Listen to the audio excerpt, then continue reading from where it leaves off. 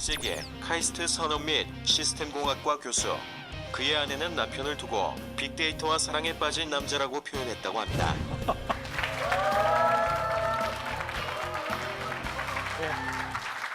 반갑습니다, 여러분. 방금 소개받은 빅데이터와 사랑에 빠진 남자, 아내만큼 빅데이터를 사랑하는, 왠지 아내보다 더라고 하면은 안 될 것 같은 느낌이 듭니다. 그래서 그 김정호 교수님에 이어서 저의 최애인 그 빅데이터에 대해서 소개를 해드리려고 합니다. 지금 여기 보이는 그림은 1분 동안에 인터넷에서 벌어지는 일들을 나타낸 것입니다. 여기 보시면은 약 1600만 개의 문자 메시지가 보내지고요. 그리고 약 한 5만 개의 인스타그램에 사진이 업로드 되고, 또 여기 보시면은 약 1억 6천만 개의 이메일이 보내집니다. 이렇게 디지털화가 진행되면서 제가 아까 매트릭스 말씀을 드렸었죠. 두 가지 세상이 생기게 되었습니다. 첫 번째는 우리가 지금 현재 있는 현실 세계이고, 두 번째 세계는 디지털 세상입니다. 그런데 놀랍게도 여러분들의 똑같은 쌍둥이가 디지털 세상에 존재하게 됩니다. 쉬운 예를 한번 들어볼까요? 여러분들 다들 이제 SNS에 페이스북이나 이제 인스타그램에 계정을 만들고 여러분들 사진을 계속 올리고 있죠. 이러한 SNS의 디지털 계정이 여러분들의 디지털 자아가 되는 것입니다. 왜냐하면은 내가 올리는 사진이 나의 일상이나 이런 취미들을 잘 표현하고 있기 때문이죠. 그리고 이젠 다른 사람들의 계정, SNS 계정, 다른 사람들의 디지털 자아가 여러분들이 올린 글에 좋아요를 누른다든지 아니면 댓글을 쓴다든지 해서 서로 소통을 하게 됩니다. 이렇듯 실제 여러분들과 디지털 세상에 존재하는 자아들이 서로 이젠 양 세상에서 존재하게 되는 거죠.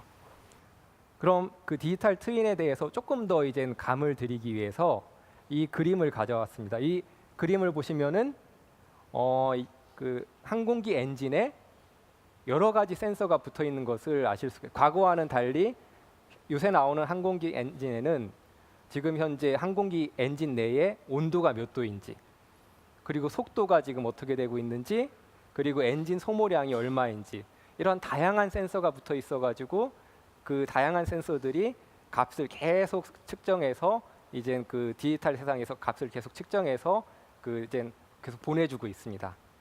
자, 그러면은 실제 세상을 보면은 그냥 항공기 엔진이 비행기가 날아가면서 돌고 있는 거죠. 그런데 이거의 디지털 트윈을 보면은 항공기 엔진 하나에 여러 디지털 트윈이 대응돼서 각각이 자기의 역할에 따라서 데이터를 생산해내고 있는 것입니다. 4차 산업혁명 시대의 중요한 해인 2020년이 되면은 그 디지털 트윈에 연결된 그 사물의 개수가 약 500억 개가 되어가지고 500억 개가 돼서 현재 그 지금 인터넷에 연결되어 있는 스마트폰의 개수가 약 70억 개 수준으로 이제 추정이 되고 있는데, 이러한 스마트폰의 개수보다 오히려 이제 공장에 있는 여러 부품들이 연결된 개수가 훨씬 더 2020년에 개수가 초과할 것이라고 예측이 되고 있습니다.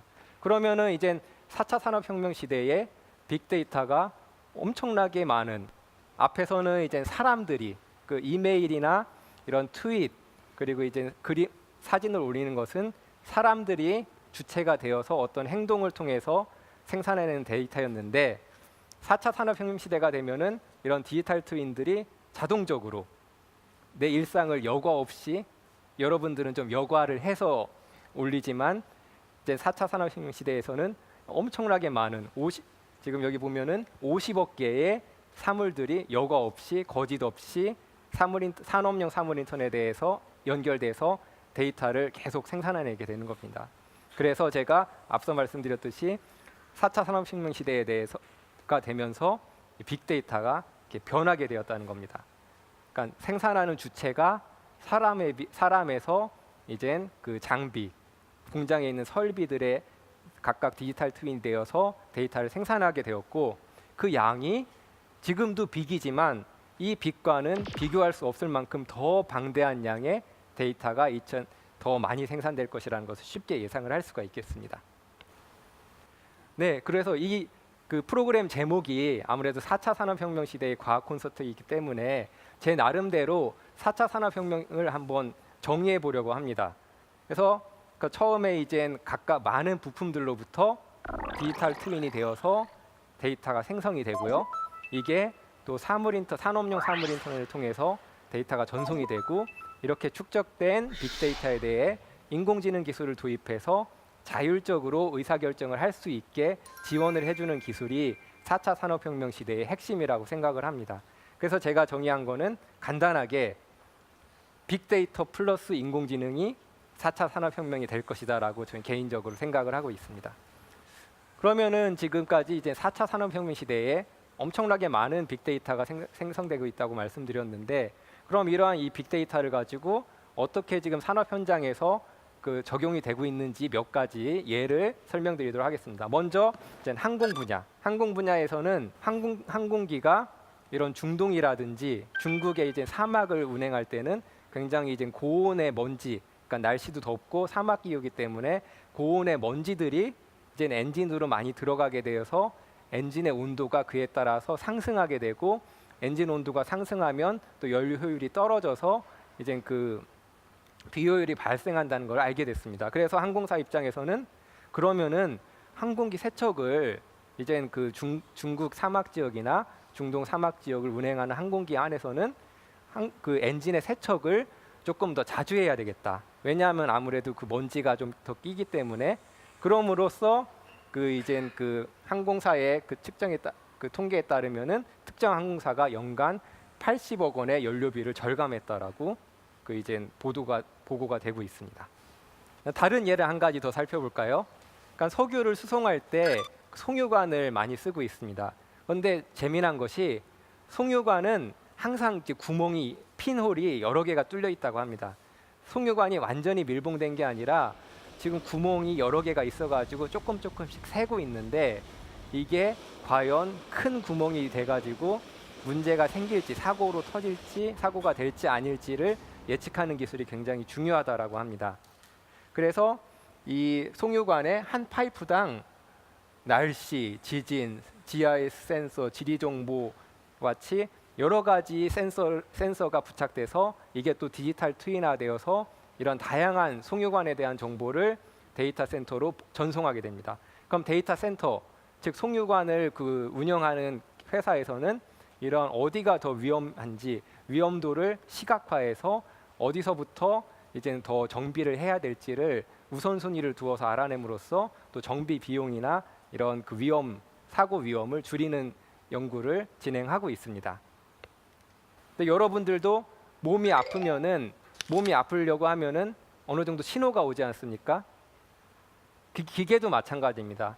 기계가 고장이 나려면은 어디에서 이제 미세한 그 크랙이 발생하게 되는데 이 크랙이 발생할 때 어떤 전조 증상이 오고 이 크랙이 점점 운영되면서 커져가지고 결국에는 이제 고장으로 이어지게 됩니다. 그럼 이 크랙이 발생할 때 이런 디지털 트윈에서 어떤 신호가 왔는지를 인공지능을 통해서 학습하고 다시 이제 유사한 전조 증상이 발생했으면은 앞으로 이거는 한 달 후에 고장 날 가능성이 굉장히 높기 때문에 고장이 나기 전에 미리 부품을 교환함으로써 실제 고장까지 이어지지 않게 하는 이런 예측 진단이 많은 관심을 많은 관심을 받고 있습니다. 네, 다음 분야는 이제 마케팅 분야에서도 이러한 빅데이터를 활용한 연구가 가능합니다. 그러니까 여러분들이 그 어떤 매장에 가시게 되면은 여러분들은 좋든 싫든 간에 여러분들이 스마트폰이 와이파이를 검색하기 때문에 여러분들의 위치가 매장 내에서 어떻게 변하는지를 알아낼 수가 있습니다. 그럼 자동적으로 이러한 데이터들이 수집되는데 그러면 매장 내에서 어떤 부분이 제일 인기가 많은지 이게 또 자동적으로 수집이 되고요.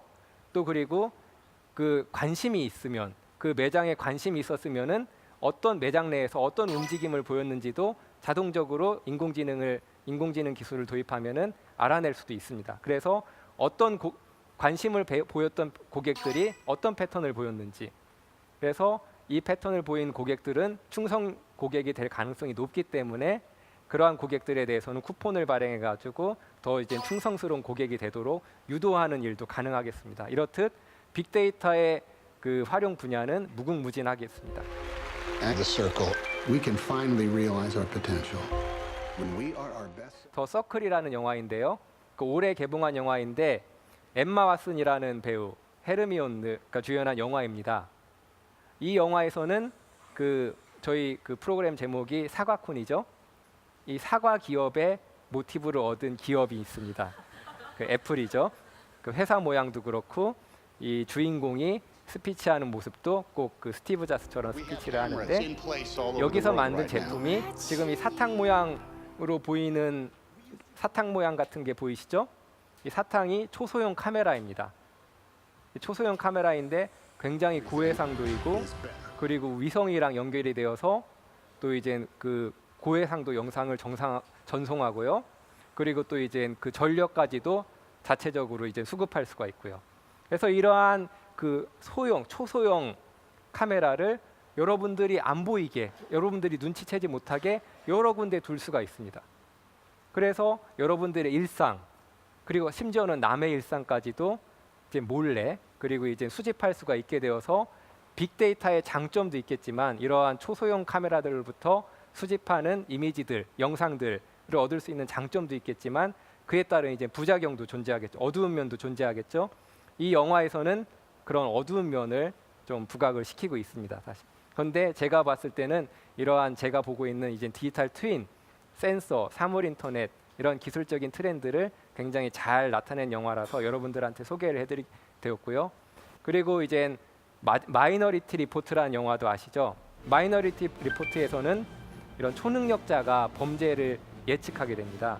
그런데 이젠 그 여러분들의 일거수일투족이 다양한 주변의 센서로부터 디지털 트윈으로부터 수집될 수가 있기 때문에 초능력자가 범죄를 예측하는 것 대신에 빅데이터를 활용해서 범죄를 예측하는 일도 가능해지고 있습니다. 실제로 그 미국에서는 이제 그 예측 치안이라고 해서 예측 치안의 효과가 실제로 효과가 있음이 입증이 되기도 하였습니다.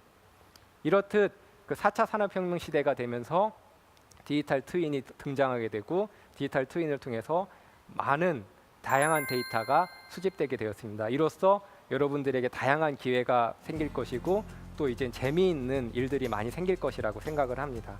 그리고 이제 그 짧은 미래에 여러분들의 디지털 트윈이 여러분 몰래 데이터를 생산하고 있을지도 모르겠습니다. 예, 이상으로 제 강의를 마치겠습니다. 감사합니다.